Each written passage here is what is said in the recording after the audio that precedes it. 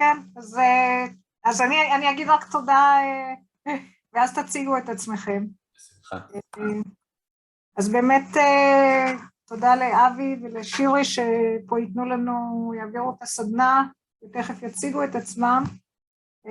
באמת אנחנו כולנו נכנסים לעונת הפרופוזלים, וכולנו, גם אלה שזכו בעבר וזוכים, אז טוב ללמוד משהו חדש. אז הבמה שלכם, אבי. יופי. תודה, המון תודה. קודם כל, המון תודה לאילנה ולשושי זלקה, שבעצם חשבו על זה כבר לפני כמה חודשים, וזה יצא לפועל, ואני חייב לומר שזה לא מובן מאליו, זאת אומרת, זה קל לזרוק את האחריות של הגשת גרנטים על רשות המחקר, ולהסתפק בזה, אבל באמת אילנה מעורבת בצורה לחיוב, אני אומר, לקדם את הנושא של הגרנטים בתוך האוניברסיטה בכלל, אבל במיוחד במחלקה ובבית ספר שלכם.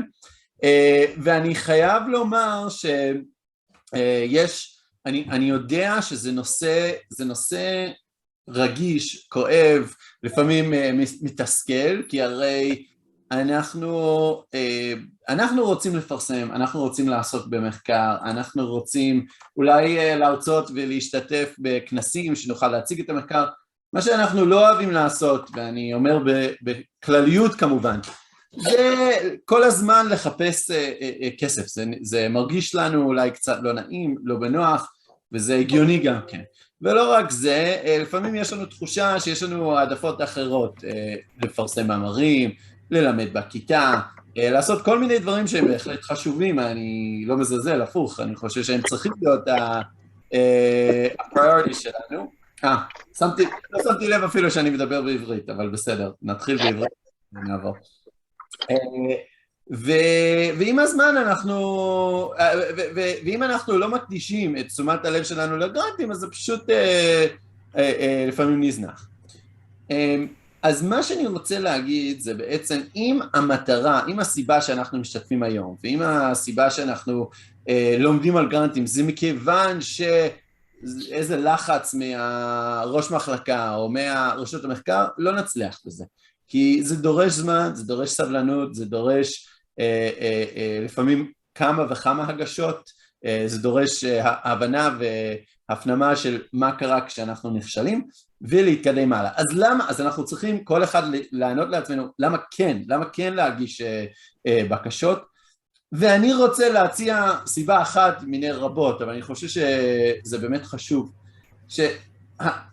מהפרספקטיבה שלי, ואני עובד עם מאות אם לא אלפי חוקרים בשנה, אני רואה שברגע שיש לחוקר מימון, וזה לא משנה כרגע באיזה סכום, כמובן שזה משנה, אבל זה בעצם מאפשר להם התפתחות, גם מבחינת שיתופי פעולה עם אוניברסיטאות אחרות, גם מבחינת יכולת לקחת על עצמם מחקר שבאמת מייזם, מחקר גדול, שכמו שהיינו רוצים שיהיה עם כלים ועם ציוד ומה שאנחנו צריכים בכדי לעשות את מה שאנחנו באמת רוצים לבדוק ולחקור. ולא לכולם חייבים את כל הכסף שבעולם. שוב, זה לא עניין של הסכום, זה יותר עניין של, זה הופך את המחקר למשהו הרבה יותר גדול, פתאום יש לך צוות, פתאום יש לך סטודנטים שעוזרים לך, ובעצם זה יכול להקפיץ, זה יכול להיות הקפצה בכל דבר בקריירה, זה לא אומר שזה פשוט, אבל אני חושב שזה הסיבה שזה חשוב, ולא מכיוון שיש לנו לחץ פנימי מהאוניברסיטה להגיש 3 בשנה.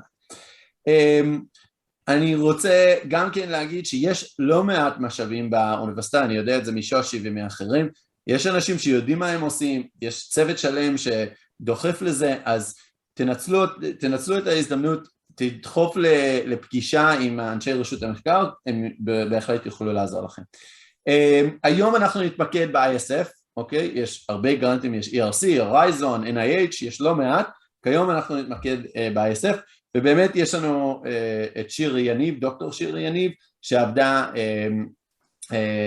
כמה וכמה שנים במכון ויצמן, ועזרה שמה גם כן לאנשים להגיש ולהצליח להשיג גרנטים, וכיום עושה את זה באופן עצמאי, באופן פרטי. אני חושב שהיא באמת, כל שאלה שיש לכם שפעם חשבתם, או מחסומים שאתם מרגישים ביחס למחקר, בהחלט אל תהסס להיות איתה בקשר, וגם איתי בקשר, כי אנחנו באמת נשמח לעזור. יש כאן את הפרטים האישיים שלי, למי שרוצה, מי שצריך, מי שרוצה להיות בקשר עם שאלות פרטיות, בהחלט ניתן להיות בקשר. אם יש לכם שאלות במהלך הסדנה, אני ממליץ לשלוח בצ'אט, ואז נוכל לעשות סינון ולשאול את השאלות הבאמת רלוונטיות לכולם, וננסה לענות עליהם. אפשר גם לעצור את שירי ולשאול, אני פשוט רוצה לחסות כמה שיותר חומר ביום אחד. אנחנו נשלח את ההקלטה אחר כך, אז אל תדאגו, אם אתם מפספסים משהו, זה בסדר גמור. ובמידה ואחר כך אתם מרגישים, יש לכם מוטיבציה, מרגישים, רוצים להגיש בקשה, אבל מרגישים שאתם צריכים עוד, אם זה ריוויו אקדמי, זאת אומרת, אם זה עוד מדען שיעבור על זה מהתחום שלכם, שיעבור וייתן דעת וייתן פידבק, אז בהחלט בשמחה וכיף. אם זה מישהו או מישהי, אם אתם רוצים רק עריכה לשונית או משהו או תרגום של הגרנט, גם בזה אנחנו עוסקים, אז אל תהססו להיות בקשר ולשאול אותנו ולהתייעץ איתנו, כי באמת בשביל זה אנחנו כאן. אז יש לי עוד מה להגיד על גרנטים, אבל אני חושב שכל דקה שאני מדבר, גונב משירי שהיא באמת המומחה בתחום, אז שירי, אני מעביר את השרביט אלייך. Shiri, maybe this is a good opportunity to switch over to English. Like we said, you're welcome to ask any questions or jump in Hebrew, but Shiri will be presenting in English. So Shiri, ready to go? Sure. Let me. Oh, I need you to enable the screen sharing, Avi? You do. That is correct. Okay, you should now be able to share your screen with it. Yes, I can. Okay, hold on. One other thing that I'll say as an introduction, and because I'm not sure if everyone knows this, is that part of what Shiri is going to show us today is also from your own proposals. Ilana forwarded me both her own proposal, and a big thank you to everyone who shared their proposal, because I know it's not a simple thing to share a piece of research that you did that maybe wasn't accepted. But I greatly appreciate that you did share with us, for those who did, and we will be part of the examples of what we're going to be showing for what to do and not to do actually come from your own research, so or your colleagues' research. Obviously, anything that's here, we ask that you please keep confidential for the sake of your colleagues and that you don't spread it on. All right, Shiri, it's all yours. Can everybody see the presentation now? Yeah, great. Yeah. So I know Avi introduced me, but I'll introduce myself really quickly. Like Avi said, I was at Weizmann for a little over 10 years. I was a staff scientist, and afterwards I worked in the grants unit. I am now, among others, an independent scientific editor and grant writing. I work also with academia, but also in industry. My background is biology. Not marine biology. So although I did read your grants, a lot of it wasn't things that I was used to. It was interesting though. But I did take a lot of examples from here. They were very helpful, the grants that you sent.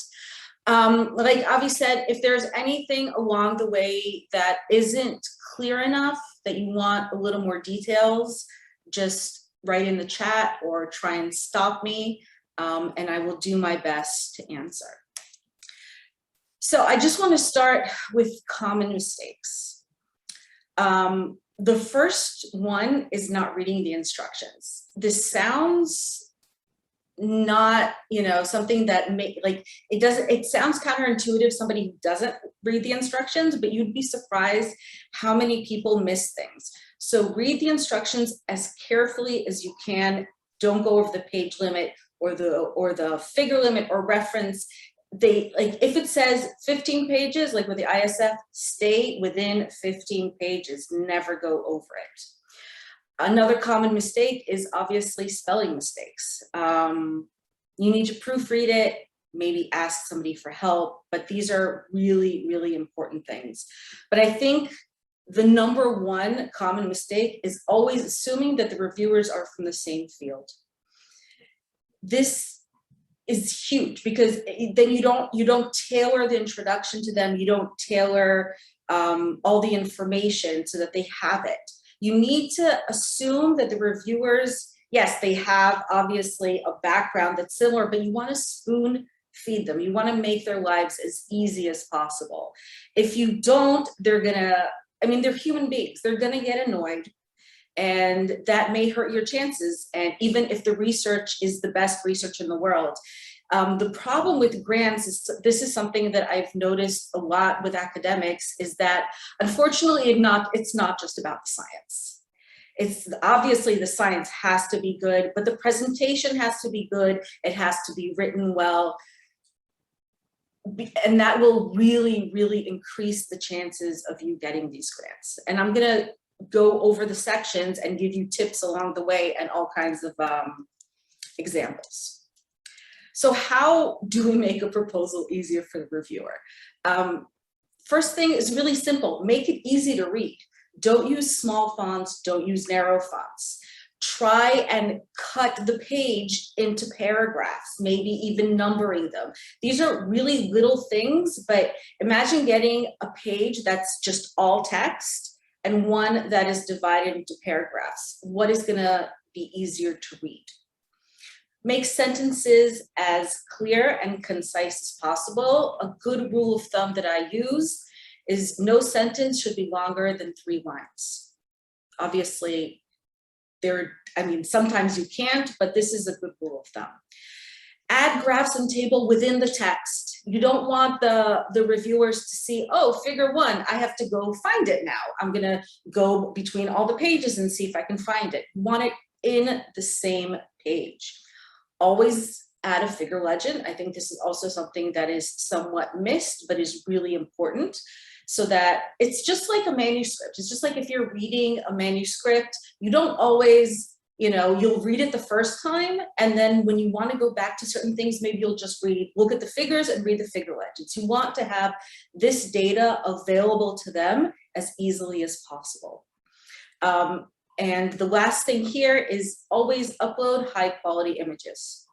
Especially when we're talking about graphs, you want everything to be legible. So this is just the regular instructions for the ISF so that you don't have to start looking for it. The font has to be 11, spacing 1.5 lines, submit as a PDF. The research proposal itself, which parts we're going to go into, is 15 pages. And the references are up to another 5 pages, single spaced. Okay, why is my computer stuck? Okay, wait a second, I'm missing a slide. Hold on. Sorry about that. Okay, so the research program, the 15 pages, is split into the following: the scientific background, research objectives and expected significance, and then the detailed description of the research, working hypothesis, research design and methods, preliminary results, available facilities and infrastructure, expected results, and pitfalls. So let's start with the scientific background. Again, I'm reiterating this. Do not assume that the reviewer comes from the same field as you. Write in a very clear and concise manner. The way I look at the scientific background is, imagine that you're now rewriting your thesis. You're rewriting your thesis in this lab. How are you going to present and give the proper background information? You want this to be between 3 and 4 pages, so it's going to be a lot more detailed than an introduction to a manuscript. That's usually 1 page. So this is going to be much longer. You want to give all the necessary information.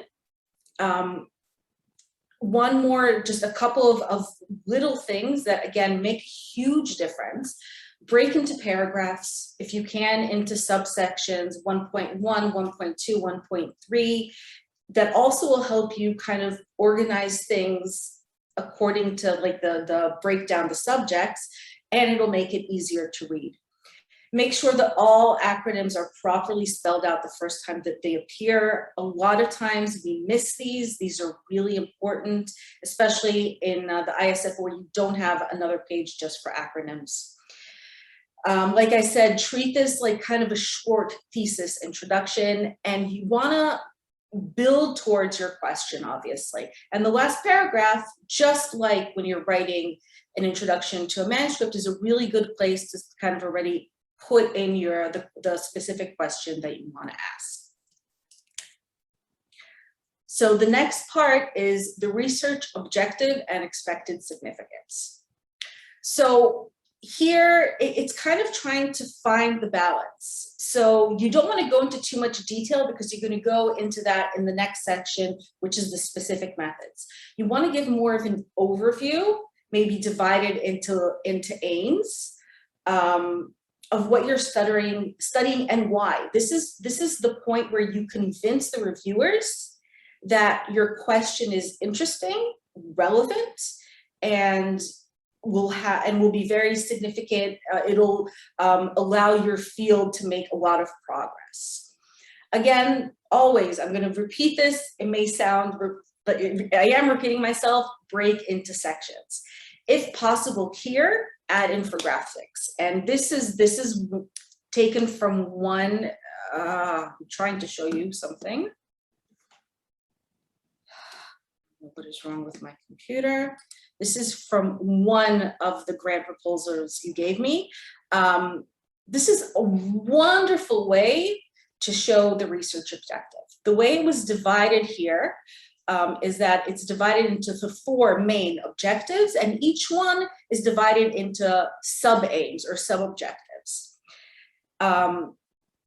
So first of all, this is obviously, I mean, just the use of infographics is always good. The way this is shown with the different elements, really, I mean, this was done, I think, absolutely beautifully. It's obviously not enough to just show this. You have to show also in the text what you're doing, but I really wanted to show this as a great example to present your research objectives. Okay. Any questions so far? Okay, great. So after presenting the objectives and convincing the reviewers that what you want to study is worthy studying, now is the time to go into the details.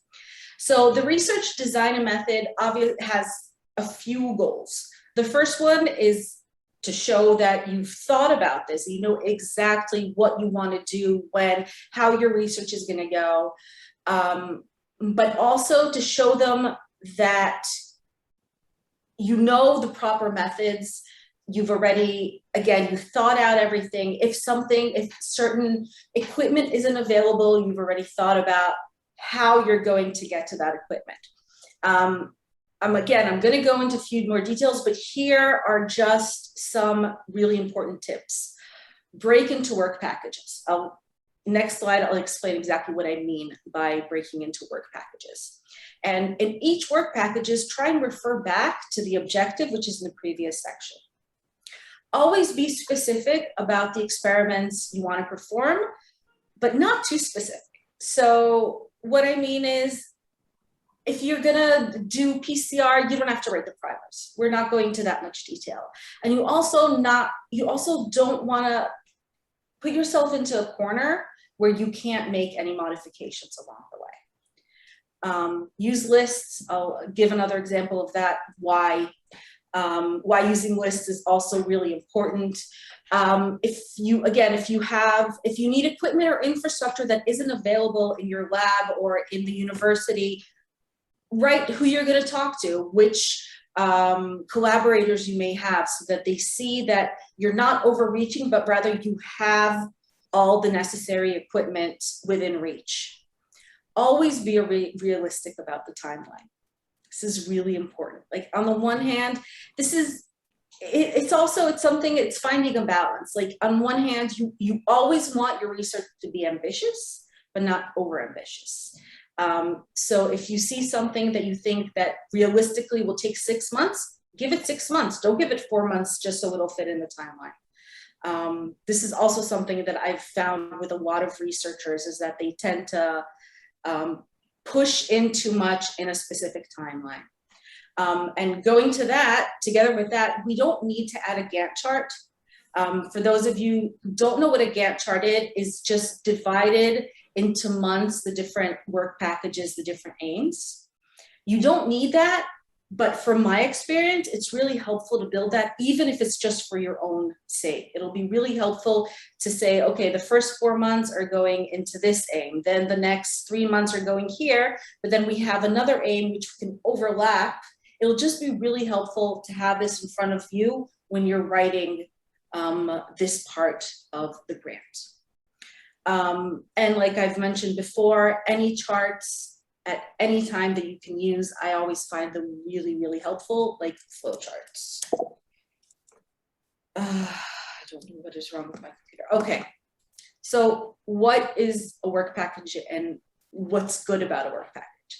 So work packages, so you divide your main aim into work packages, or your main goal into work package. Each work package has a specific set of experiments and one specific question that you want to answer. It's always going to be subdivided into clear tasks, into clear experiments.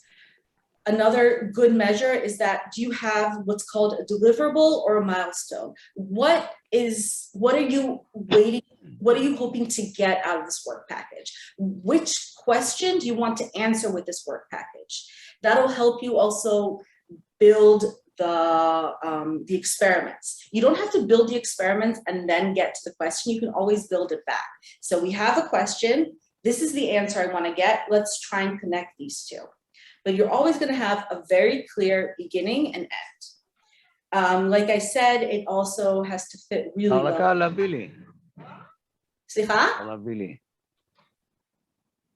Okay, I guess somebody just wasn't on mute. Again, it has to make sense in the timeline. Don't try to put in too many tasks. I'm going back again, do not overextend, and always use your budget wisely. We're not going to touch on the budget here because this is not something that I have a lot of experience in, but I just want to give a couple of little tips. Every grant has different things that they will cover and different things that they won't. Some will cover a certain amount of equipment, but they won't cover personnel. Some will give you more consumables, less consumables. This is important to know this and to build the budget accordingly. So how do we build the project? So we have, again, the project here up top. So, okay, so like I mentioned before, there are two ways of building the project. There's up, down, and down, up. I think it really depends on how you prefer to work. Some people prefer one way or the other. I personally like the bottom up. I find that easier to build the research plan, but I think it's very individual. But in general, we have the project, we have the different phases or the different aims, and then from there, we build the work packages. The work packages are divided into the tasks or the activities. The other way around is that we start with the result that we want to get, and then we build up. So we have the result. To get to this result, we have the tasks, and then from tasks, we can aggregate a few tasks together to put in a work package. Again, the work package, I find that this is maybe the most important part, in my opinion, because this shows that, again, you've thought this through. Oh, my dog came to say hi. Hi, Jace. You've thought this through. You know exactly how you want your research, how you're building the research question, and how you're going to answer that. And Shiri, can you just go back to that for a second and maybe just give us like an example of one piece of research? What would be, like, how would you define, what would the project be? What would the deliverable phase or deliverable be? What would the work package be? Just like give one example of how that would look. Let me think. I don't remember, I think that's my next slide. Was there one? Okay, sorry if I'm jumping ahead here. No, it's fine. My computer is acting up suddenly. Okay, so this is a research, okay, well, this is just how to show a specific research, a research design. But okay, so let's go back. Okay, so let's say we wanna, I'm obviously gonna, because I'm not from the field, this is probably gonna be something very, like, I'm doing a very, very large question, but let's say we wanna measure different gases in the sea at different time points, okay? Different times, different seasons. So that's the project, okay? Let's say how the gases affect, I don't know, a certain type of fish or something, okay? So that's the project. The work packages, we can divide it into different things. We can divide it by season, we can divide it by gas. Let's say we're going to divide by gas, okay? We have 2 different gases that we wanna check. So there'll be 2 different work packages. And so we start with the work package, let's say for gas A, and our deliverable, our goal, the milestone is that we measure gas A during the summer, the winter, the fall, and the spring. How do we get from this to this? How do we get, okay, so which steps do we have to do? The steps are we have to obviously decide on time points. So that could be aim number 1. We have to see how we're measuring the gas. So the different methods that we can use. Maybe some methods are better in different temperatures, different depths. Again, this is not my field. I may be making a complete mess out of things. But that would be like the division of labor into different activities of the work package. Is that a little bit clearer now? Yeah, I think that's helpful. Okay. Again, you can always contact me or Avi to get some specific answers about how to divide things into work packages. It gets easier, it really does. It's one of those things that you learn how to do it. Yeah, maybe even if we have time at the end, maybe if anyone wants, they can talk about their study and we can try and define what each Absolutely. Part. Yeah.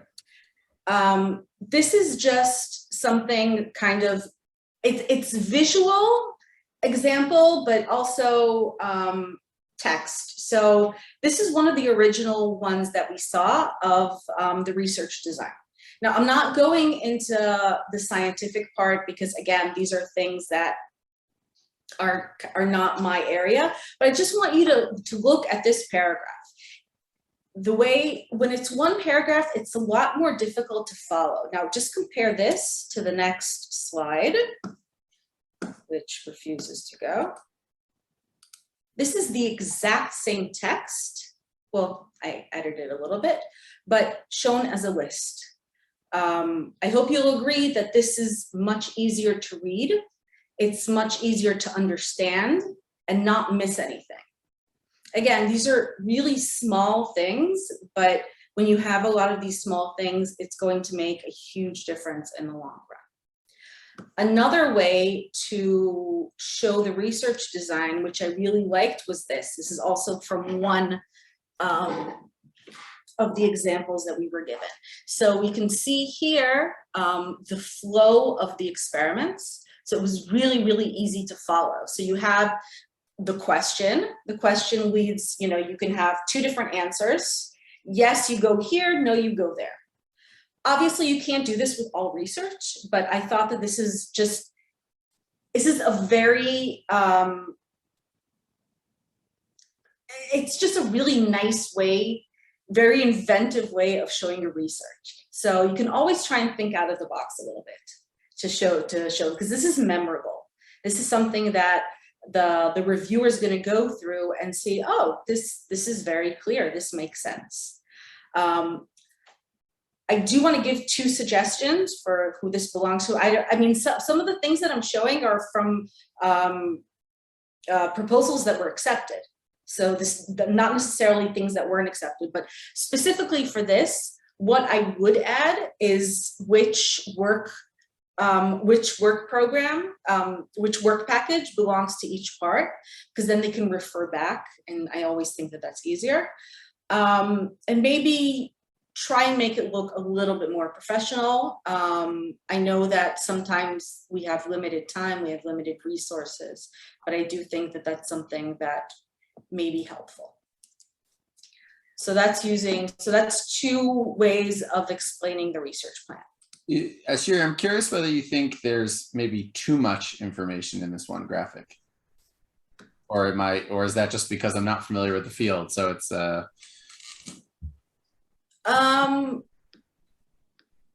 only thing that I would suggest is not actually, it's the more of the little images, like the little they're kind of like emojis actually, that like, okay, so I don't know if you can see here, but it says strains where, and then they have the sign here, which I actually don't even know what it means, but it's, instead of using the words, they have these little images, and I think that is confusing.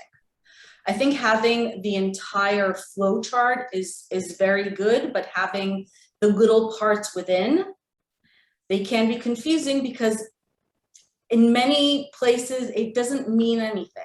So if we have, we have the cold cultures on the right-hand side on the top, sorry. So you can see like the test tubes and the graphs. What do these graphs mean right now? It doesn't really mean anything. So it's making maybe the entire flow chart a little too detailed. Maybe that's what you meant. I think the information here is really important, but maybe the graphs and the images are just too much. Yeah, and I also wonder whether it goes back to your point about the, whoever is the initial reviewer who's going to be looking at the proposal, whether we can expect them to be familiar with all of the, with all of the signage or all of the non-written, you call them emojis, but pictures or images that we use. If we're lucky and they do understand them, then great, they'll be able to read it, and it may even be easier. But if they don't, then they may not understand at all what this is about. Yeah, I agree. But I do like the flow chart idea, but I think simplifying it and adding the work packages would be helpful here. But it's a very good framework. I'd like to interject here. Revital asked a question on the chat, and I tried to answer her partially. She said, she asked whether the infographics can be used instead of text, and I replied that you said that no, it shouldn't replace text. It should be only used as a clarifier. But then she said something about it requiring a full page. I was going to say that that's not necessarily, I don't think an infographic should necessarily take up a full page. I think it depends on the level of detail or what it is you're trying to explain with the infographic. But yeah, maybe you'd want to say a few words about that. I think you answered it perfectly. I agree, this is not instead of text. It's something that'll be easy for them to follow, but you need to have it in the text. You always have to have it in the text. Also in the text, you're going to have more details, right? So if we have, again, the cold culture under standard conditions, and then you're measuring stuff. Here, I don't know what you're measuring. I see test tubes. I need to know exactly what you're measuring, and that's going to be in the text. If you don't have room for infographics and for text, stay with the text. That's more important because you go into more details.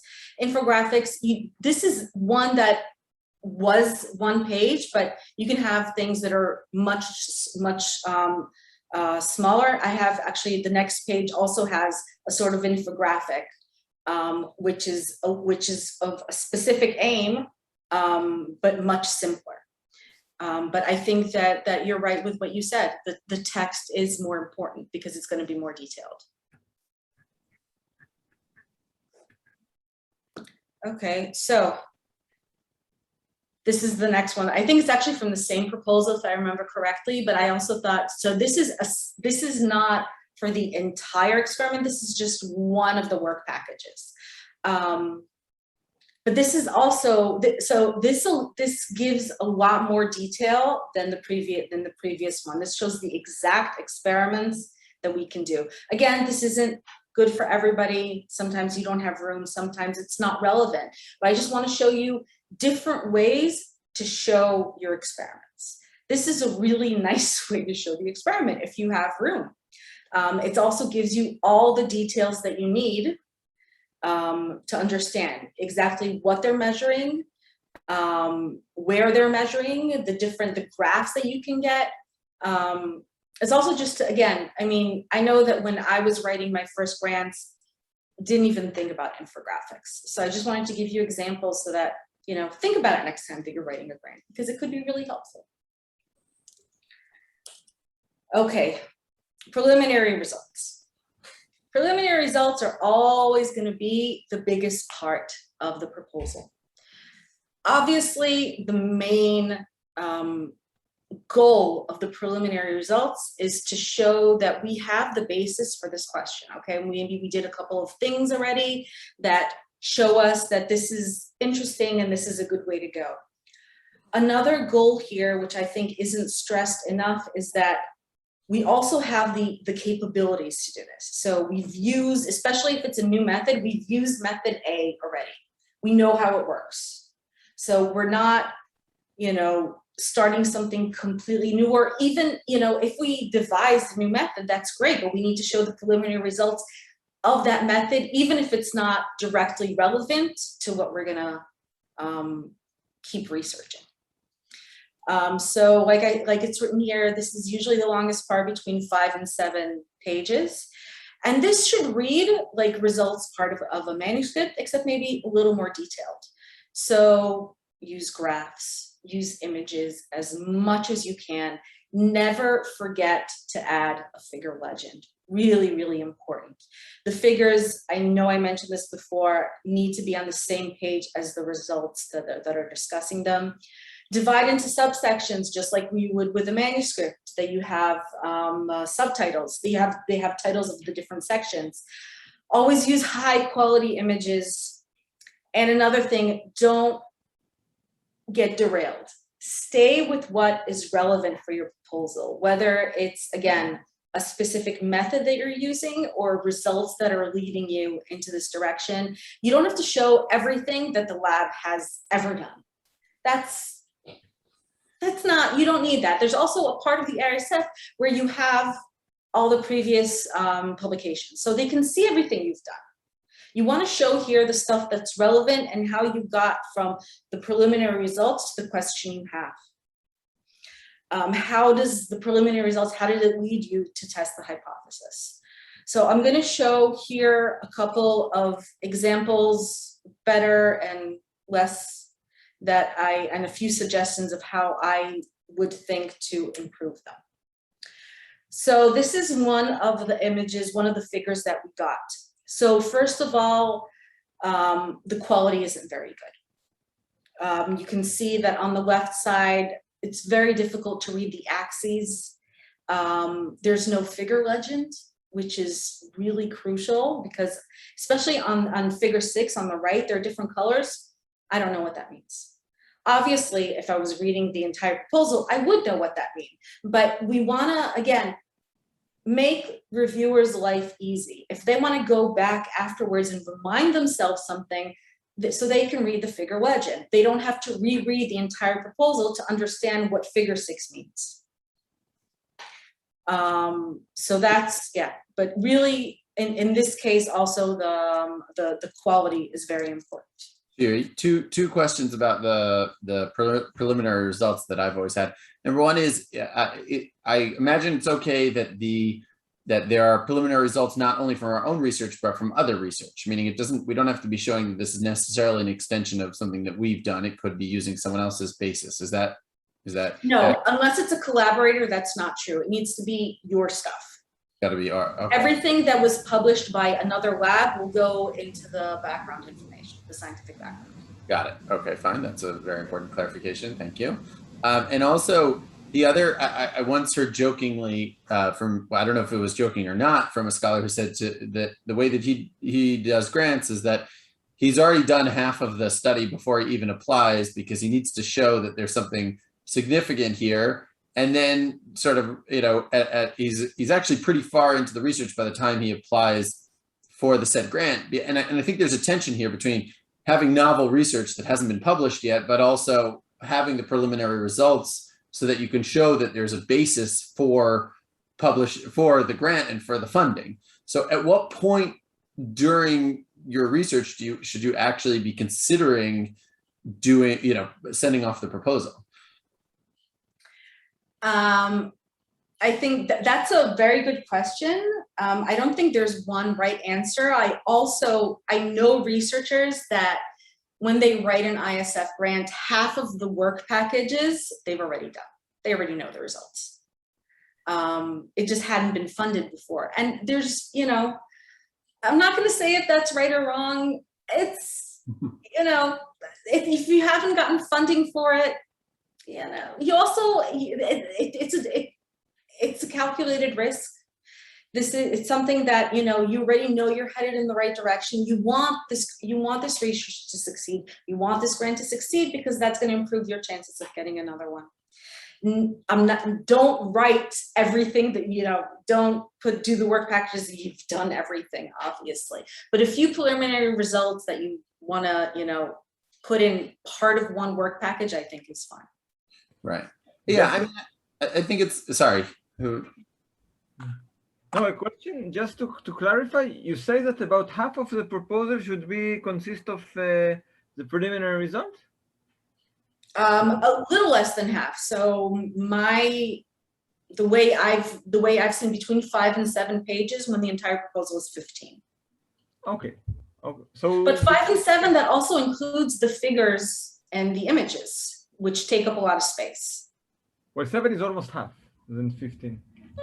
But this is the order of magnitude, about half, a third to half. Okay. Again, this is just kind of giving you guidelines from the ISFs that I've helped write. Mm-hmm. It is individual. The most important part is the research plan. But here you want to show that you're headed in the right direction. You do need to give enough preliminary data for them to believe that you know what you're doing and that, that together with the plan is headed in the right direction. Yeah, I often have the feeling when speaking with, ISF representatives and also with researchers who have won ISF awards is that, the ISF would rather it wants a certain level of confidence, both in the researcher, but also in the research itself to be able to invest in it. If it's too, it needs to be a novel study, but if it's too early on, that is enough to, to cancel the application. They want to be able to demonstrate. So maybe having done half of it is a little bit much, but having done some of it, is sort of many times necessary for demonstrating that it's a feasible, scientific avenue to explore in the first place. And obviously things from the preliminary experiment, they can be stuff that's been published. It doesn't have to be something that's completely novel, but not in the work packages in the design. That has to be novel. That cannot include anything that's you've already published. Okay, let's give a couple more examples. So this is an example of a very clear figure, and I want to point out a few things here, and then I'll go let's start with the stuff that is very clear and very good. First of all, you can see on the left side the division into the experimental setup of what they did, how many days, what was afterwards, and with the arrows. I think that is a very, very clear way to present an experiment. I think that's done extremely well. On the right side of the graph, the labeling is clear. I personally would label with not as many points on the axis, but that's just me. But the graph is done, it's really easy to follow. The legend is basically organizing, in the way that it's organized. This is a very, very good graph, very good image, very good figure. But, I do have a but, this is the figure legend. The figure legend is too long, too detailed, but it's still missing information. So I'm not gonna, you know, you don't need to go into this. Again, we can set, you'll be able to see the video afterwards and then read it. But basically I took this and I cut it down to this. This shows the exact same information, much shorter, much clearer, I think. But what are we still missing? We're still missing, let me go back to the graph, what these acronyms are. What is DE1? What is DE? It doesn't have to be in the figure, it has to be in the figure legend. What is MED4? I don't know what these things mean. I don't want to start looking for them again in the text.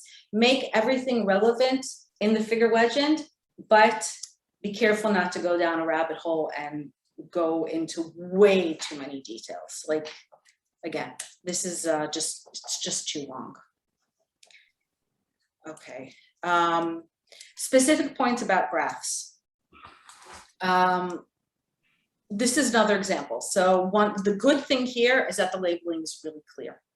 You have the labeling of the axes, you have the legends, everything is really, really clear. However, I do have a couple of suggestions.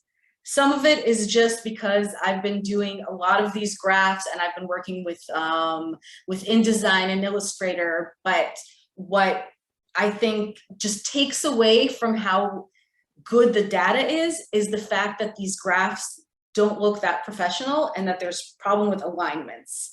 So you might think, you know, she's just being ridiculous, and yet I have to say that, you know, if you have the TG per cell in all of the macromolecular pools, why aren't they aligned? It's something really, really small, but they do end up making a difference. I've noticed that a lot of academics use Excel to make the graphs. I personally suggest switching over to R, or, you know, some people use other programs, but I find that R is very easy to work with and the graphs come out very, very well. So that would just, that's my suggestion for graphs. But in general, I think that the labeling here is very clear and extremely important. And this is an example which I think is very good, and I wanted to point out a couple of things. So first of all, very high quality image, okay? The figure legends are short, not too short, but they're here. The one thing I would add is, but this is also a style thing, so it may not work for everybody. I like having a title for the figure. Not going directly into what it means, but, you know, a short title, what the result is. Another great thing that I think was done here is that the graph was divided. It's a really good use of color because the red and the blue are different seasons. So I thought that was done really well. That's it. I just wanted you to see that, you know, there's some, this is a very, in my opinion, a really good example. Can I just ask a question? There's something I think maybe I need to clarify. You keep talking about legends for the graphs, and I think you're talking about captions rather than actual legends. Legends is usually like a small box on the graph that states, okay. No, you mean the graph legend. I mean the figure legend. Okay, it's like okay. So now that's why I needed the clarification. Okay, so on figure 2, you have the graph legend, which is, you know, the different months. But yeah, the box underneath, maybe you use different wording, but, you know, I've been taught that it's called a figure legend. Okay. But caption, it doesn't really matter. You understood what I meant though, right? Yeah, just belatedly, that's all. Okay, I apologize. Okay, so I think I think we're done with this section with the preliminary results. Does anybody have any more questions about this? Okay. Next part is the expected results and the pitfalls. So again, there are three main points that we need to pay attention to. The first one is it's always important to have a backup plan. So what happens if experiment A doesn't work, or if it shows a different result? What are we going to do? We've thought this through, we're showing, okay, we thought this could happen. And then we'll do, instead of doing experiment B, we'll do experiment C. Think things through, always give options. I'm going to show a really good way of showing pitfalls in a moment. Next question, this is, okay, so if you think about how in general the grant is built, it's kind of like a triangle and then going out. So it's like, I guess, a funnel. So you start big, you go down small to the exact experiment, and then you start going big again. In terms of why is, we're reminding them why this is important. The results that we expect to see are going to, change our mind about how the tides are, about how this fish, where it lives at what time, and then it can change the way the fishing works. I don't know. Again, it's more of we're going back to the big picture here. Why is this important in your field? What advances will the field make with these results? And this is also from one of the proposals that we got. And this isn't necessary. Again, this is kind of just to show you a different perspective. I think this is a really nice way to show pitfalls. Some grants request it like this in a table, but what they did here is they have the risk and the likelihood of the risk and a contingency plan. So I thought that, again, this is just to give you different ways of presenting the different parts. And that's basically it. Obviously, I can go back to the different sections if you want. Here's my email. If you want to ask me specific things, I'm available.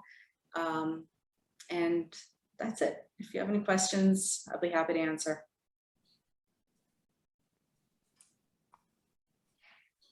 All right, so I think there's a few things that we can do now. Number one is, well, first of all, maybe Shiri, you could relate to what does one do if let's say they submit to ISF and it's rejected?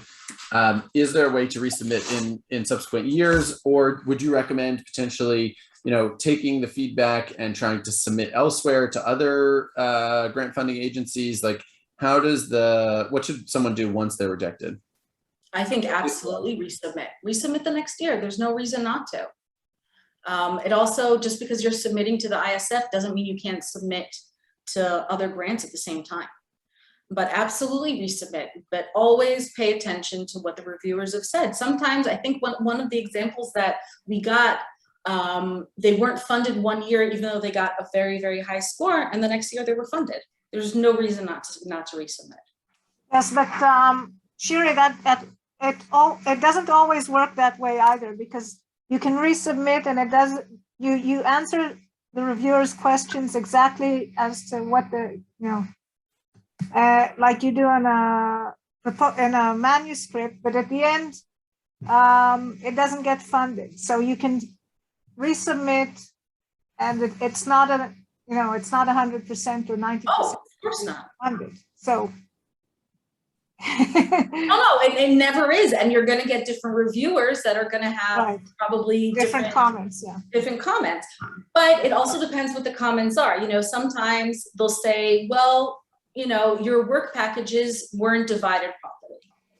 That's something that could be global and you can work on. It could be that, you're missing, use different methods, use novel methods. It depends. Obviously, you have to separate each reviewer to what is helpful and what isn't. Some just may not like your style, or just, they don't think that it's that interesting. But some may have some really, really good points that you can use to resubmit. But as far as I know, there's no limit on resubmitting the ISF. Now, you can't resubmit more than 2 years in a row. Okay. Yes, only one time. Okay. אז יש לי שאלה. אפשר לשאול? בוודאי.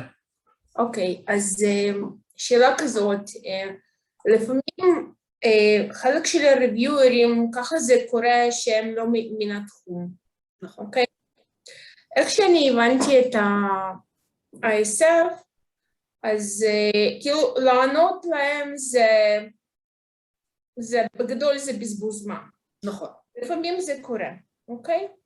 אז השאלה, מה האסטרטגיה הכי טובה במקרה כזה? אם זה מישהו לא מהתחום, וזו הסיבה שאת חושבת שאתם לא קיבלתם את המימון, בעיניי זה אומר שכל העניין של הרקע לא היה מוסבר בצורה מתאימה. צריך תמיד... לא, לדוגמה, אני אתן לך דוגמה. אוקיי, הגרנט שלי הוא על רעידות אדמה, ואני משתמשת במודלים דטרמיניסטיים. אוקיי. וככה זה קרה שזה הגיע לבן אדם אפילו לשניים, שהם משתמשים במודלים סטטיסטיים, וכותבים שהם כן מבינים שאני משתמשת במודלים דטרמיניסטיים, אבל הם לא מבינים בזה כלום. אוקיי? אז השאלה שלי בדיוק, ככה זה קרה, אוקיי? מבחינת איך לענות להם. נגיד אפילו המאמרים שהם מציעים זה רק הסטטיסטיקה, שזה לא קשור, כאילו אני חוקרת דברים אחרים. אז לענות או בכלל לא לענות, או פשוט כדי לא לבזבז זמן מבחינה הזאת. אני חושבת שלאותה שנה זה כבר לא ישנה, כי ברגע שהם מחלקים את המענקים לאותה שנה, הם מחלקים. אם את רוצה... לא, זה ברור, כן. אם את רוצה לעשות resubmission, אני כן הייתי מדברת עם מישהו מה-ISF, פונה אליהם ישירות, להסביר שאת חושבת שהבוחנים שהם בחרו בשנה הקודמת הם לא התאימו, ולהסביר למה, שיקחו את זה בחשבון, שינסו למצוא אולי בוחנים יותר מתאימים. זה יהיה ב-resubmission letter, זה כן, שזה נקרא אצלם review request, אוקיי? זה ברור שאני אכתוב את זה. האנשים ב-ISF מאוד מנסים לעזור, הם שם לטובתכם, באמת. אוקיי, זה אני יודעת, כן. פשוט השאלה אם לענות על 10 שאלות סטטיסטיות שלו, או שפשוט לוותר ולכתוב תודה על זמנך. אם זה לא היה פעם בוחנים, אז אני לא יודעת אם יש טעם, אבל זה משהו שבאמת הייתי שואלת מישהו מה-ISF, כי אין לי הרבה ניסיון בזה. ספציפית בסיטואציה הזאת. אוקיי, בסדר, תודה. Shiri, there were a few proposals that we received from Alana that I think they were rejected mainly based on just scientific critique. Mm-hmm. And I know that that may be something that's a little bit more difficult for, you know, an external editor to help with. But if you come across any scholars who you think have really kind of come up with a good way of making sure that they have covered all their bases and not missed anything from a scientific perspective, do you see scholars that are, you know, have you come across any institutions where maybe there's some sort of forum where they share with each other, or that's less, you know, common? Like how do we make sure that the science is really up to par? And of course, we're not going to know what the reviewer is going to think in the end of the day, but just to make sure we don't miss any big, you know, any big holes that we don't see because we're so deeply involved in the research. Well, I assume that you have departmental seminars like most places do, and I think that's always a good place to get feedback on the research. That's always, I mean, to show preliminary data and get back the feedback on what else needs to be checked and what not. I know that at least at Weitzman, that's something that we did a lot, is we use the departmental seminars, but also, you know, let your colleagues read it. I mean, just give each other feedback. I'm sure everybody does that with manuscripts as well, is to get as much help as you can, have people read it. Also, that would be great in terms of to see the languages, if the language is clear enough. And you can always, you know, an introduction, give it to somebody who's a completely different field. Give the background somebody who's you know, studying mathematics or physics, see that they understand it. I mean, yeah, obviously the reviewers aren't going to be that far off, but I think that's a really good way to make sure that what you explained is clear. Got it. I think we can do one of two things at this point. Obviously, if anyone has any continuing questions, please do ask. I think that we can, if anyone does want to, maybe share their own idea for what they're considering submitting ISF this year. And then if you're struggling to be able to understand, is it a work is it a work package? Is it a project? Is it an activity? How do I check it? Then you have this opportunity because Shiri's here with us. And if not, then I'm happy, I'm happy to I have a number of slides that I can share with some supplementary information that maybe Shiri didn't cover or covered a little bit less. So without putting anyone on the spot, do let us know if you want to, maybe share your specific example of your study and want some help with it. אפשר שאלה כללית יותר? כמובן. לגבי הממשק מולכם, האם זה צריך לעבור, זה עובר דרך רשות המחקר, פונים ישירות אליכם, מי מממן את כל היופי הזה? בשביל זה יש שושי. קודם כל, אנחנו בעצם עובדים עם החברה שעומד בראשה אבי, יותר בהקשר של עריכה לשונית, כשחוקרים פונים אלינו ומבקשים שנייעץ להם על ערוכים לשוניים, אז אנחנו מפנים בעצם לחברה של אבי. אבל ידעתי שאבי גם עושה דברים אחרים בחברה הזאת, ולכן גם יזמנו את המפגש הזה איתכם. הייתי קוראת לזה אפילו פיילוט בשביל באמת לראות, ואחר כך אולי לקבל מכם פידבק קצת, כמה זה עזר לכם, אבל אם אתם תרצו באמת באופן פרטני, לפנות לאבי או לשירי או מי שלא יהיה שם בחברה, ולקבל, בוא נאמר, הכוונה לגבי הכתיבה של תוכנית המדעית ל-ISF, שזה יכלול גם, אולי גם את העריכה הלשונית, מה שאנחנו לא עושים אצלנו, אז אני יכולה לבדוק את הנושא הזה עם תמיר, ולראות איך, ואנחנו נקבל איזושהי החלטה ביחד עם אבי, ונראה איך אפשר להתקדם, כמה זה יעלה לנו, כמה חוקרים ירצו את העזרה הזאת. אנחנו צריכים לבחון את גם שאלה של כמה עזרה באמת. האם זה באמת רק לשוני, האם זה לעזור... לא, אני אגיד לך מה, אני יודעת למה הם מתכוונים. מההתחלה עד הסוף את תוכנית המחקר, זה מאוד טוב. אני אסביר לך, אז אני אגיד, עד לפני כמה, לא מעט שנים דווקא, היה לנו יועץ מדעי שקראו לו דיק ברוגמן, והוא בעצם היה עושה הכל. הוא היה עושה את העבודה, את הייעוץ המדעי הנותן, והיה בודק את ההצעה, את התוכנית המדעית, וגם עושה את העריכה הלשונית. עכשיו, אם זאת הכוונה של החוקרים, אז צריך לבחון איתכם כמה עלויות, על מה אנחנו מדברים. ואם זה רק הייעוץ המדעי, או רק העריכה הלשונית, אז טוב, אז העריכה הלשונית, אנחנו נותנים את זה במסגרת אותם 3,000 שקל שאתם מקבלים הרי בשנה. ואחרת, אם אתם צריכים יותר, אתם ממנים את זה בתקציב פנימי. אבל אני צריכה פשוט לראות את ההיקף של הפניות, ומה כל אחד מעוניין. שושי, הייתה פה עוד שאלה, כן. לגבי עזרה, כל הנושא הזה של האינפוגרפיקס והגרפיקה, שהיום היא באמת, ככל שעובר הזמן, הדרישות גם הרבה יותר גבוהות מה-reviewers ומהקרונות, אז יש בהחלט לא כל חבר סגל שמגיש שוחה בכל התוכנות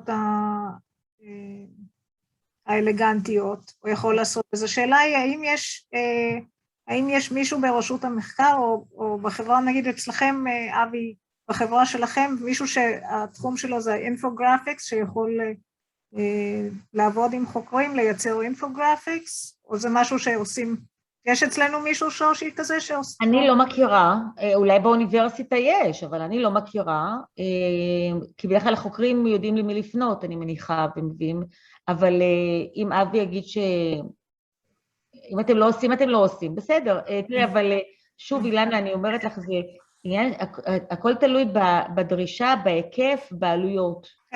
שושי, אני רוצה קצת להוסיף על זה, אני זאת שהתכתבתי עם אילנה סביב זה, אני מרגישה שממש ככה בשנים האחרונות, כל הנושא של הגרפיקה ושל ההצגה הוויזואלית של הנתונים הוא פשוט עולה מדרגה, וזה דורש מומחיות, זה לא משהו שכאילו, לדוגמה בעלי הוא עורך של עיתון, ויש להם מישהו שספציפית עושה את זה, כאילו החוקרים עצמם מביאים את הנתונים והם מייצרים או משדרגים את הגרפים נגיד, הם לא צריכים ליצור את זה מההתחלה, אבל הם הופכים את זה לגרפים ברמה גבוהה, ואני יודעת שהרמה פשוט עולה ועולה, כאילו אני מודה שאני פשוט לא מצליחה... אני רוצה לשאול, האם בחוות דעת שקיבלתם, האם הייתה התייחסות לעניין הזה? אז זהו, אז זה חשוב לי גם להדגיש. אני אף פעם לא קיבלתי, אולי פעם אחת קיבלתי הערה על הגרפיקה, אבל אני חייבת להגיד שאני מסכימה עם שירי, שמאוד מאוד מסכימה איתה, שיכול להיות כאילו זה לא שהגרפים לא מספיק טובים, אבל אם הרעיונות מוצגים בצורה של אינפוגרפיקה, זה מעלה את או זה, כאילו לא יעזור כלום, היום כאילו הכל נורא אינסטנט, גם הרוויוארים כבר לא מקדישים זמן לשבת לקרוא מגילות, והם רוצים את זה ממש שיגישו להם את זה מסודר ויפה,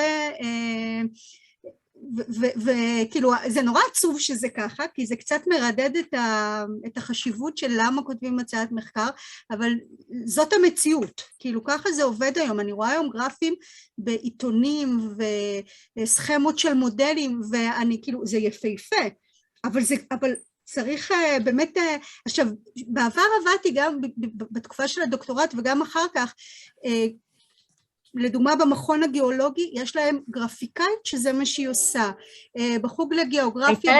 היה לנו בגיאוגרפיה ונעזרנו בה לפני הרבה מאוד שנים, אבל אני מציעה את הדבר הבא, אם באמת זה משהו שהוא מאוד אקוטי מבחינתכם, כן, כן.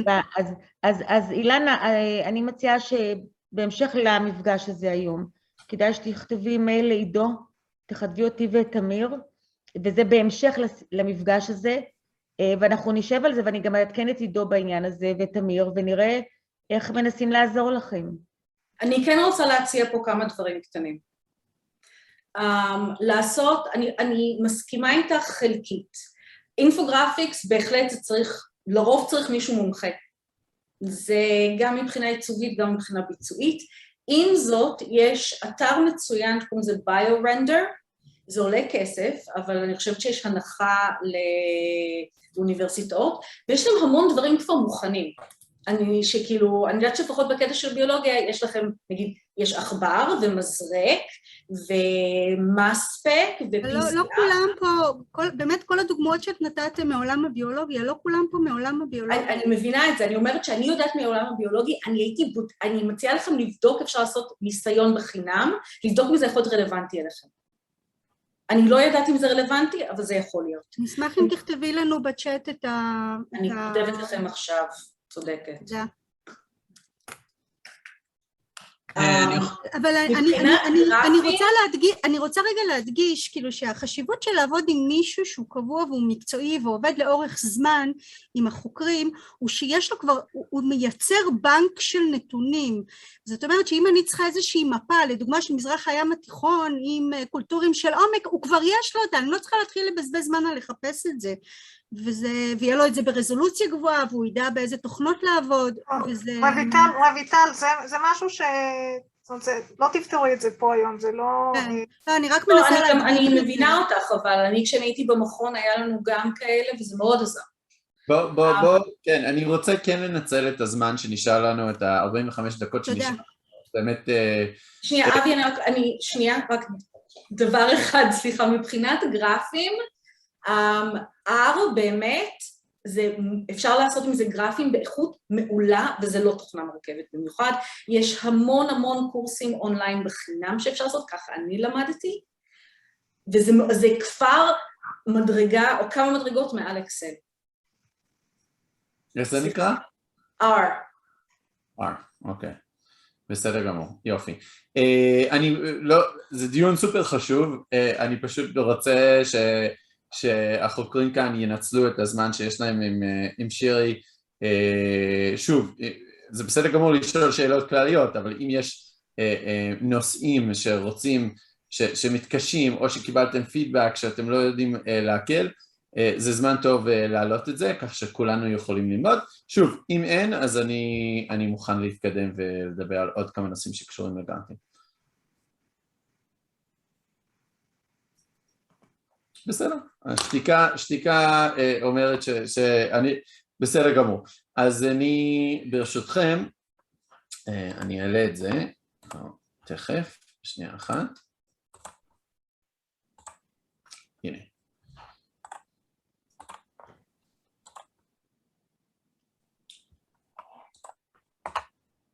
אוקיי, אז אני אנצל את הזמן שנשאר לנו בעצם לדבר איתכם היום על מה הם התכונות של גרנט שבאמת מצליח, ומה מבחין אותו אולי מגרנט רגיל או גרנט שנדחה.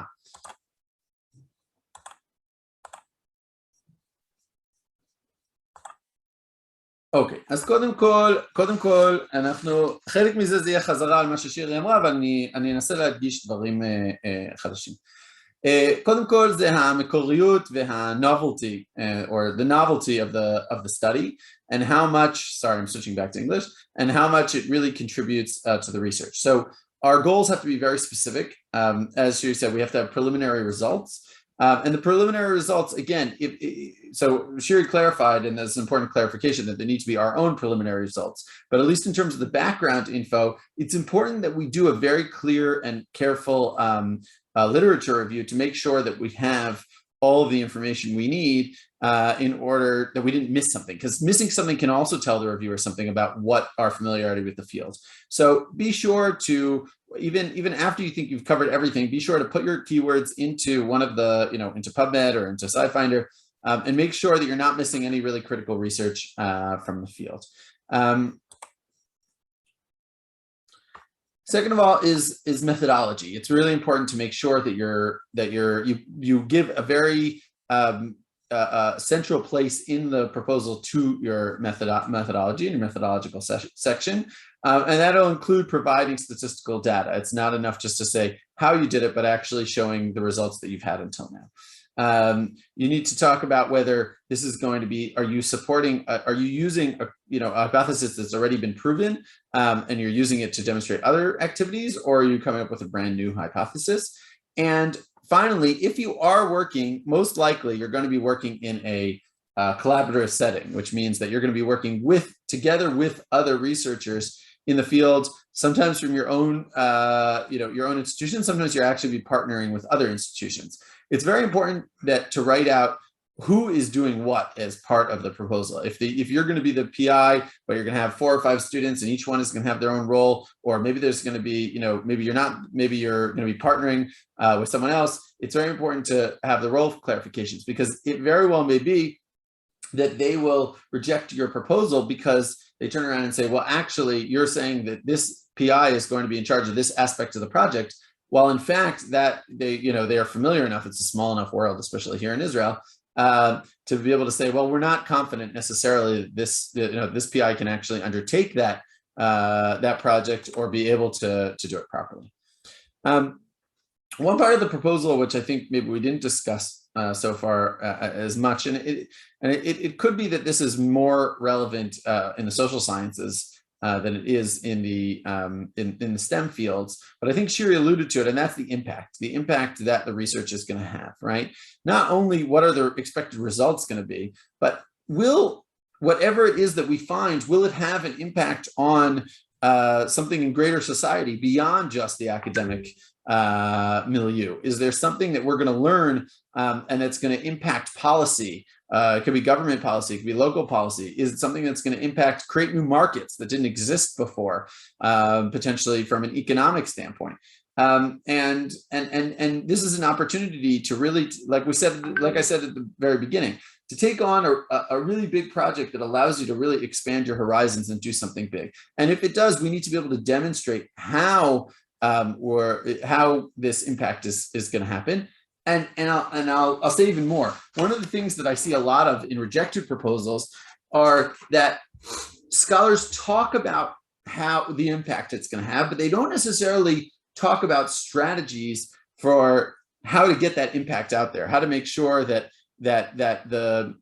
whatever results we have, how we're going to share it with those that are relevant. So if that's something that we already know, okay, we're going to, like taking Shiri's example, we're going to check the gases and we're going to compare them by season, and we're going to see how that impacts, the environment. So who needs to know about those things, and how are we going to let them know about those things in a way that's meaningful and impactful, in a way that actually has a bigger impact? Supporting your research. So making sure that you don't have too many objectives or too many goals in mind, or if any of your goals cannot be measured, so obviously that's going to be problematic. If there's not enough information to demonstrate that your project can actually get off the ground, even if it's the most brilliant idea or most brilliant proposal, may not be accepted. And also, is it repeatable? Can other scholars come along after you're done? Let's say you hit exactly your goals and your expected results are proven and you really make an impact. Can another scholar come later on and use that same, these same methods and use these same tools in order to repeat that experiment by them? And this is really important because it gets back to the question of impact. If we want to have an impact, right? So we need to be able to do something where others can learn from us as well, the same way that we learn from others when they've done their grant proposals and then obviously ended up publishing serious research as a result. And finally, how do we differentiate ourselves from other studies? We need to be very careful that even if we've already done some research in the field, we're clearly demonstrating how what we've done is separate. We can relate to previous research that's been done or previous studies that have been done in the field, or previous grants that have been won in the field, but we need to explain in a very clear and coherent way how what we're doing is different than what's happened before. I encourage, you'll see in this, and we'll send around the slides afterwards to anyone who's interested, but you'll see here that that there's there are links at the bottom of some of these slides. So here from the University of Michigan, there's the link to why proposals are rejected. I encourage people to check that out a little bit later and to make sure that you're avoiding all of those pitfalls. Writing a great abstract, or it's not an abstract in the case of ISF. This is a bit more general of a presentation about grants in general, but any sort of abstract that you're writing or summary or executive summary that you're writing for any grant that you do, it's really important to keep in mind. They actually did a study about this, and they found that most reviewers only look at the abstract because they may get a few hundred proposals and they may not actually get, so they'll look at the title of your project, they'll look at the abstract, the executive summary, and if that's not convincing enough for them, they may actually not even get along to reading the entire proposal. This may be not something that they admit in public, but when surveyed in private, they are willing to admit that they don't necessarily review everything and they can't review everything, maybe because of time or maybe because of understanding. But so it's all the more critical that whatever that the executive summary that we're sending is really on point, is really polished, and is really done well and is clear. Now that doesn't mean it needs to be done at the beginning. Oftentimes it's helpful for this to be done at the way end, but to put it to make that the centerpiece is really important. I'm not going to get into specific examples because I think Shiri's done some of that. Don't be afraid. No one is born knowing how to write a grant.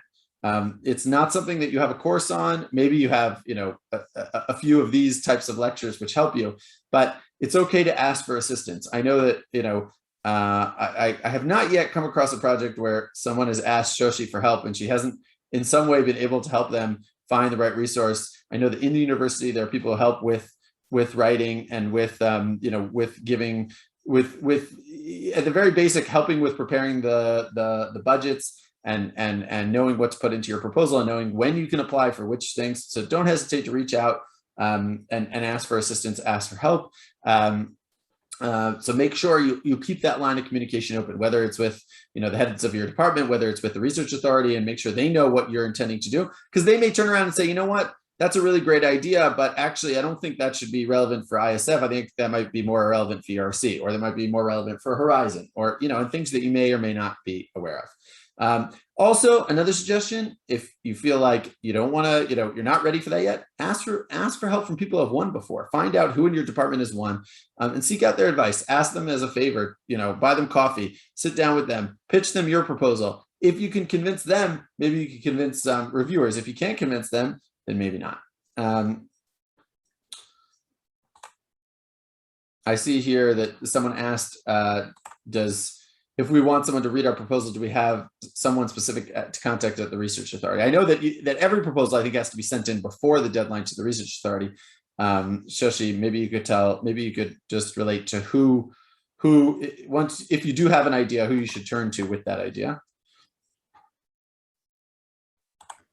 Usually we recommend our researchers to approach, the mentors in their faculty, or someone really, like you said, won in the past. And if we see there are questions that we cannot answer, sometimes we advise them to approach the ISF. Usually I'm doing it for them, because the ISF, sometimes they say, okay, let's ask the researchers to send us mail, and we can give the answers directly to send it directly to them. But we are doing a lot. I mean, in this case, I mean, when people ask for help, we help them. And I think if someone thinks that we don't help enough, so we should know about it. Someone who thinks that you don't help enough should go to another university and see what hityaksut they get there. So I could say from personal experience. They don't get. I think what we are doing for the researchers, it doesn't you cannot compare it to what is going in the other universities. Right. Really. Yeah, I agree. Someone said to me recently, I was talking to them about working with Haifa, and I said, I find them to be the most organized university. And they say, you know what, I find that too. And it was nice to hear that, that there's a certain, I don't know where it comes from and how it happened, but there is definitely a level of caring and organization, which I don't necessarily find at other universities. So, so yeah, keep that in mind. Okay, so I recommend everyone to go into the Weitzman website. They have some really great resources for preparing proposals. They also have great lists of funding bodies. So if, let's say, you have an idea, but you're not sure exactly where to submit to, I would recommend. But we have the same. We have the same, and we help a lot to the researchers. We advise them, and they, yeah. So we have a very big database with the foundation. So. Can you, do you have an easy way of finding that and putting that in the chat now, maybe, so that people, if someone has not seen that page, they can see it? Sorry, I didn't understand you. האם אפשר לשתף את הלינק לאותו עמוד? באתר של רשות המחקר. לא, they cannot, okay. זה בפורטל, לא? It's not so, no, it's not so. Okay, all the information about the foundations are in our subsystem, which is not open for outsiders. So, so it's a problem. But listen, if a researcher needs your help to apply to any foundation, well, we can recommend, and we can advise him to approach you. And as for the cost, and we have to speak about it with Tamir, the director. So let's speak about it later. Got it, no problem. Okay, there's a few other topics that I think are important to cover today, and again, I don't know, they're not necessarily specific to ISF, but I think it's important to grants in general.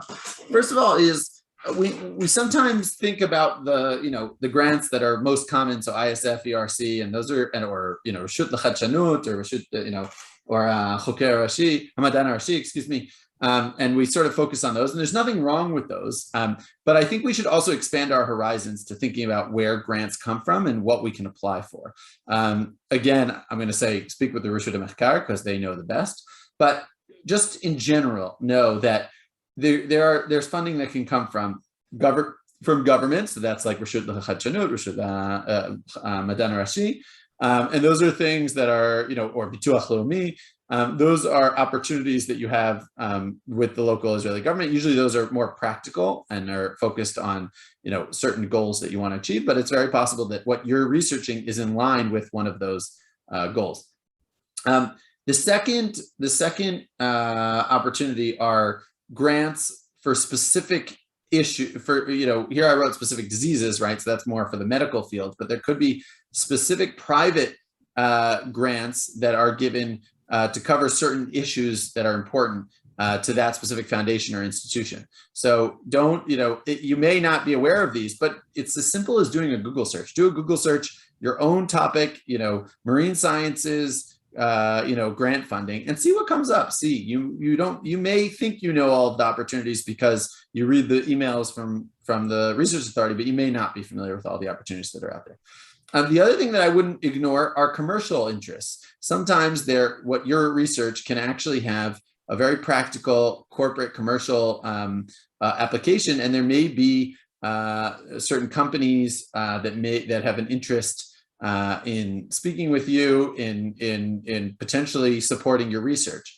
That's obviously on a case-by-case basis, but think about who are the main companies that are active, in your field, and see if there might be a place for collaboration. And finally is just private individual donors. Most people are not going to hand you a big chunk of money, without some sort of plan in place. But there are private individuals who have personal foundations, personal trusts that may be interested in supporting your research for any one of a number of reasons. So keep that in mind as well when you're going to Shoshi, one second, Avi. Shoshi, the two latter ones, the commercial support and the personal donors, this is something that should go through Carmel, or this is something that, how is this? You're muted. את במute. רק כרמל יכולים לטפל בזה. כל מה שהוא commercial, כן. Okay. Okay, in terms of, let's fast forward in a dream world for a minute and talk about if your grant is accepted, or if your proposal is accepted. Halavai al kulanu. That we have a 100% success rate at the Marine Sciences Department this year with the ISF. So I want you to think also about, and this brings us full circle, about what you can do with your grant, because it's not just about getting the grant. Yes, it's true that in today's day and age, even having a grant, winning a grant is its own line on a CV, on a Korat Chaim. It can help you with moving ahead as a researcher. It helps the institution. There's no question about that. But there are other things ripple effects that it helps you with. So first of all, the point of getting a grant is obviously to do research. And as a result of that research, you may be able to publish one article, or you may be able to publish many articles, or maybe that one article is in a journal that has an impact factor that's higher than you would have been able to publish otherwise, because you were able to do a study that was more thorough, or that was more in depth, or that was longer. So keep in mind also, already from the beginning of the project, where do you want to publish? And you may even, I don't know, Shiri, I'm curious to hear from you. Maybe that's even something to include in the proposal. If we do this project, and if it's successful, and if X, Y, and Z actually happen, we plan on submitting to such and such journal. Or maybe you don't want to get that specific, but to say we plan on publishing an article in a high tier publication that will promote this research. Do you think that's relevant, or do you think that's a little bit jumping ahead? I would steer away from that, actually. Okay. It's okay. So it really depends on the grant. Some grants really want actual deliverables that'll say, okay, we plan on publishing 1, 2, or 3 manuscripts. We plan on going to 1, 2, or 3 conferences. ISF doesn't, and I think that if they don't ask, don't tell, because if it doesn't work out for some reason, you're not getting the results you want, you're not, sometimes it's a lot of luck where you get to publish. So I don't know, it'll be just committing to something that it isn't always in your control. Okay, so it might be enough just to say something along the lines of, we plan on submitting to a top tier journal, in the field of marine biology, and that shows them that you have an end goal in mind. Obviously, an opportunity to lecture at different conferences, in different fields, conferences are more or less important. And obviously, in today's day and age, sometimes those are virtual and sometimes those are in person.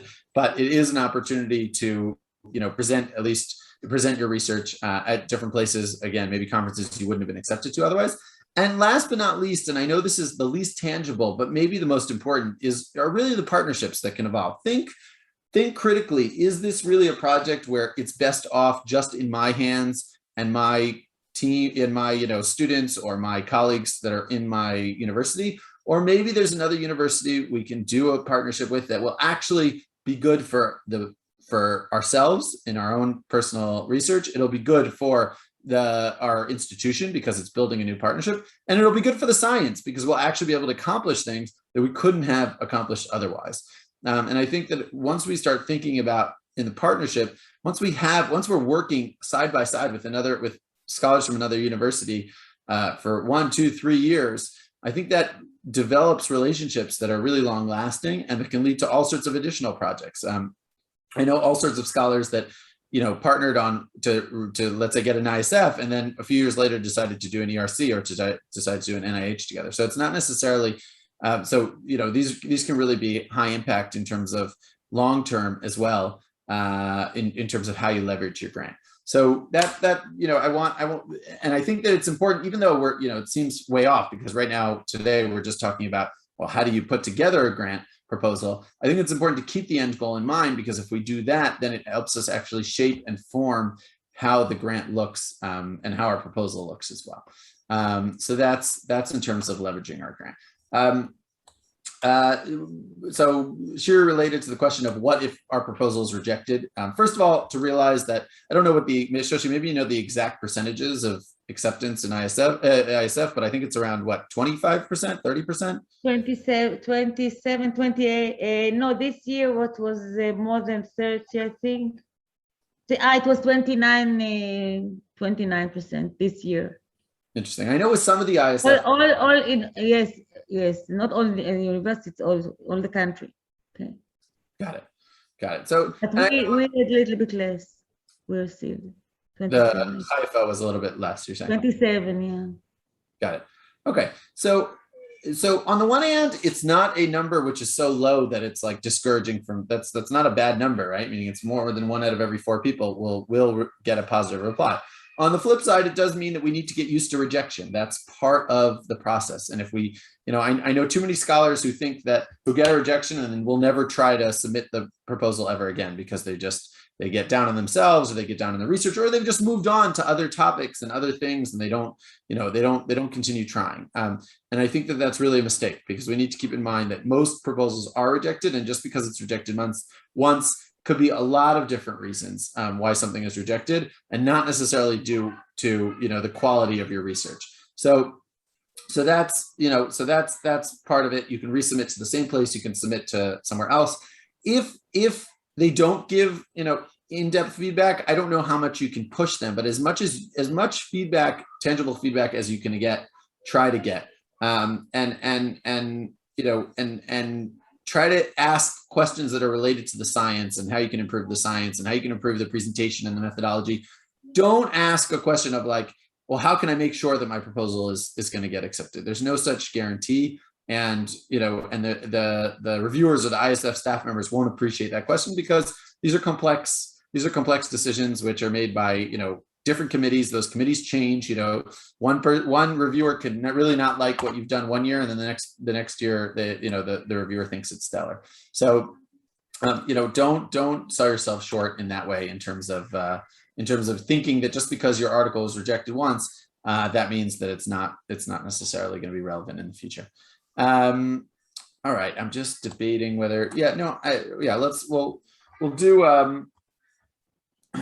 one more point, and Shoshi mentioned to me that you have explicit. I didn't want to go into details about the budget, because I think that that's really something that you should be discussing with your colleagues and discussing with the research authority. But I do want to re-emphasize one point, which I think is really important, that your budget is a sign of how responsible or irresponsible you are as a manager. Okay. And I know that may sound a little bit like, okay, well, who cares? But it's really critical, because essentially we need to keep in mind that what the ISF is saying is, here is a very large chunk of money that we are investing in you, and we have certain expectations.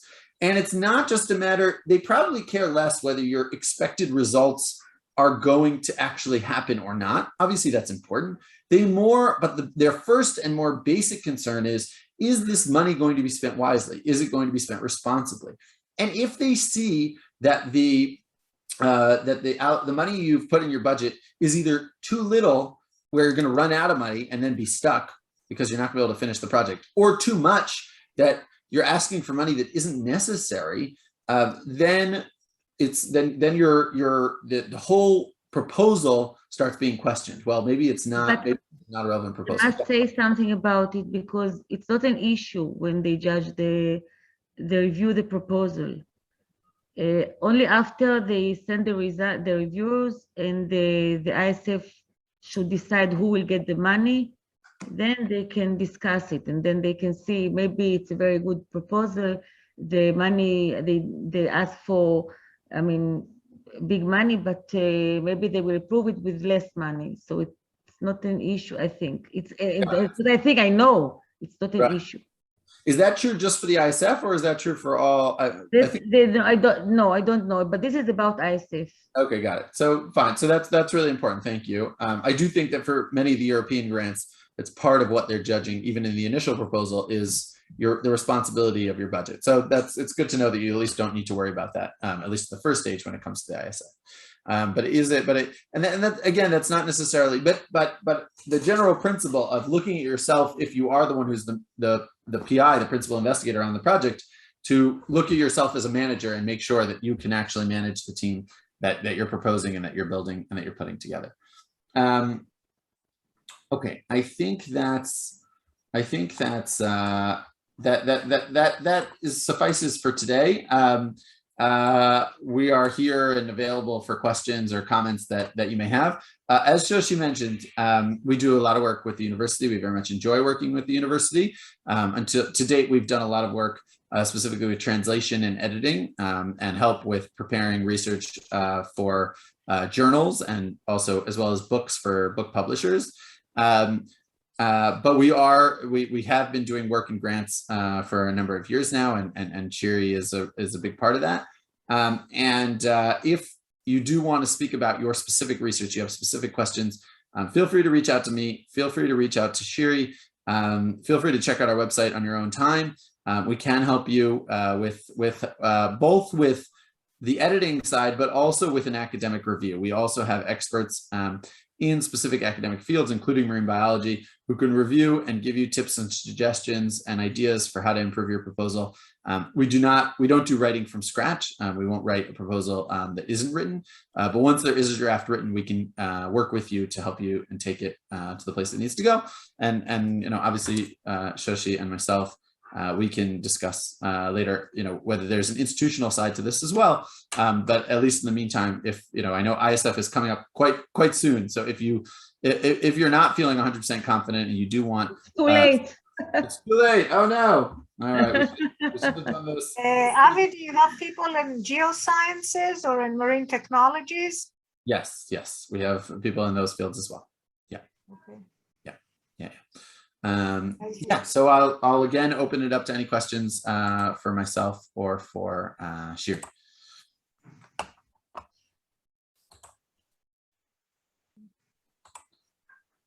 All right. If there are no questions, then we will leave it at that. Thank you, Avi and Shiri. Thank you very much. Pleasure. And hopefully everyone got a little something from today's seminar, and thank you for clarifying quite a few points, and hopefully some of us will be in touch. Well, good luck regardless. I hope submission season goes well for everyone. כן, תודה לכם, ואילנה, אנחנו נדבר כבר לגבי המשך העבודה עם קיומונים. אם מישהו רוצה ספציפית, אם אחד מהחוקרים פה צריך באמת עזרה ספציפית, אז זה הזמן לפנות, אולי ישירות לשושי אפילו. נכון, שושי? אוקיי, אין בעיה. אני פשוט רוצה לראות כמה באמת חוקרים ירצו באמת את העזרה הזאת, שזה לא רק עריכה לשונית, זה מעבר לכך, זה הייעוץ המדעי, זה בכל הנושא של הכתיבה של התוכנית המדעית, אז אנחנו צריכים לדעת את זה, וכבר עכשיו אני חושבת, כי זה באמת כבר מאוחר הייתי אומרת, ולראות איך אנחנו, ואני אבדוק עם תמיר באמת את כל הנושא הזה, מבחינת עלויות, ואיך מממנים, מי מממן. בסדר. בסדר? אז תודה לכולם. תודה רבה. ביי. תודה רבה. ביי.